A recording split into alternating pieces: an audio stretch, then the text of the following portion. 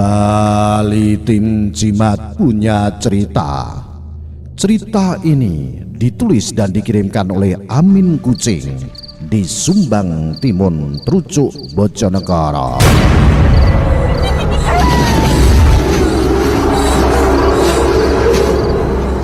Dengan judul Jalan Sunyi Hutan Keramat di Srunggo arah Malu, Bojonegoro.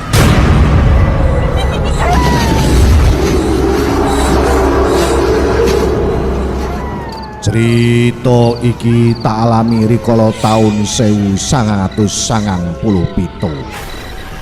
Esuk kuwi aku nguripi motor rikala esuk-esuk wektu iku cuaca lagi cerah-cerah wae.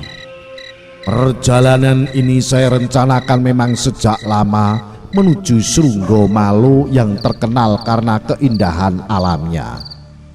Sebelum berangkat saya mampir ke bengkelnya Mas Kuri untuk memastikan motor saya dalam kondisi prima. Hati-hati di jalan, Min. Jangan lewat jalur hutan keramat kalau nggak mau kena masalah, ujar Mas Kuri sambil mengetatkan rantai motor. Kenapa sih jalur itu kan lebih cepat? Banyak yang bilang jalannya angker, Min. Ada orang hilang di sana nggak balik sampai sekarang loh. Wah, cerita klasik, Kur. Kalau tiap tahun dianggap angker, kapan saya sampai di Desa Malu? Saya tertawa, tapi Mas Kuri tetap mengingatkannya dengan nada serius.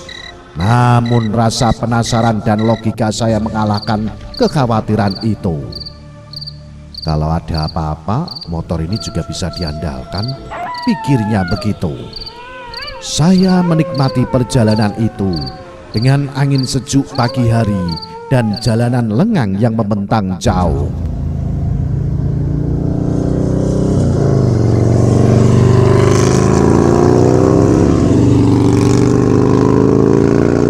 Namun ketika saya mulai memasuki jalur hutan keramat di Srunggo, atmosfer perlahan berubah. Udara yang tadinya hangat terasa lebih lembab, seperti ada sesuatu yang berat menggantung di sekitarnya. Jalan hutan ini terlihat semakin tua dan tidak terawat. Aspalnya penuh retakan dengan akar pohon besar yang mencuat dari bawah tanah, seakan ingin merobek jalan. Pohon-pohon tinggi di kedua sisi membentuk lorong alami, tapi alih-alih indah, lorong ini terasa menekan, seolah-olah mengurung saya dalam dunia lain. Seiring dengan semakin dalam saya masuk ke hutan Srunggo, suara burung dan binatang lainnya menghilang. Kini hanya suara motorku yang memecah keheningan. Namun di antara deru mesin, saya sesekali merasa mendengar sesuatu, seperti langkah kaki yang berat mengikuti dari kejauhan.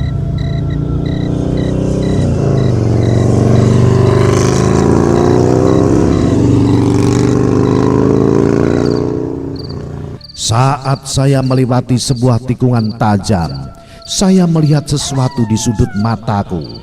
Bayangan hitam bergerak cepat di antara pepohonan. Ketika saya menoleh, bayangan itu sudah lenyap. Saya tertawa kecil untuk menenangkan diriku. Mungkin cuma bayangan pohon, pikirku begitu. Hampir 2 jam berlalu sejak saya terakhir melihat kendaraan lain. Tiba-tiba motorku mengeluarkan suara berderik dan mati total.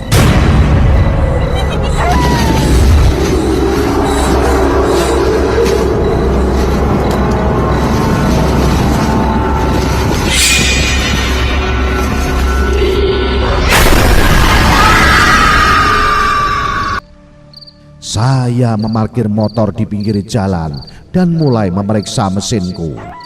Tanganku sibuk memutar baut dan mengecek kabel, tapi pikiranku terganggu oleh keheningan yang terlalu mencekam.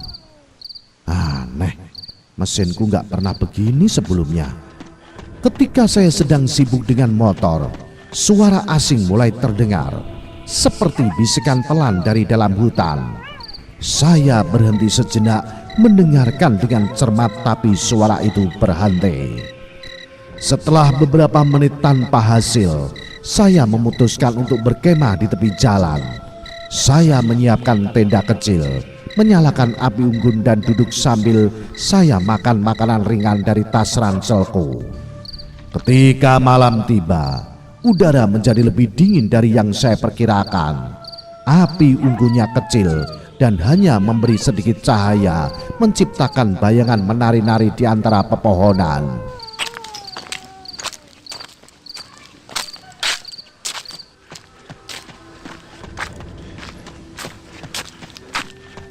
Saya saat mencoba tidur di dalam tenda, saya mendengar suara langkah kaki mendekat.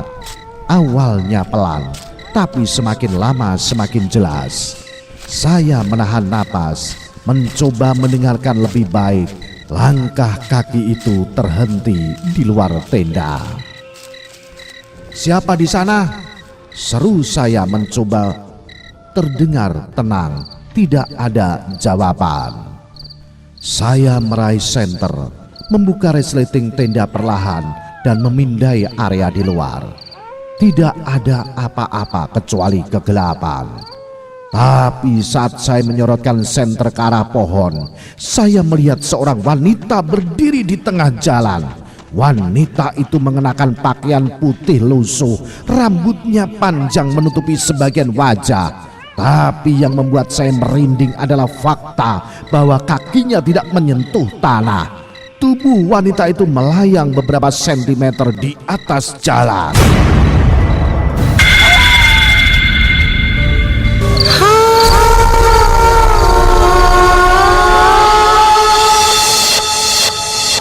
Saya mencoba mendekat, tapi tubuhku terasa berat, seperti ada sesuatu yang menahan kakiku.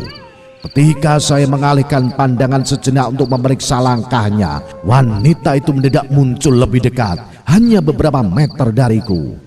Wajahnya kini terlihat kosong, tanpa mata, hanya cekungan hitam yang dalam. Wanita itu membuka mulut dan suara menyeramkan terdengar, seperti ratusan bisikan yang saling bertumpuk. "Pergilah! Kalau kamu nggak pergi, saya akan ganggu kamu terus." Setelah itu saya pergi dan mendorong motor saya sampai rumah di malam hari. Nah, itulah pengalamanku waktu masih kecil. Jalan sunyi hutan keramat di Serunggo, arah Malu Bojonegoro di kala dulu. Salam Jimbatres, salam satu misteri. Au.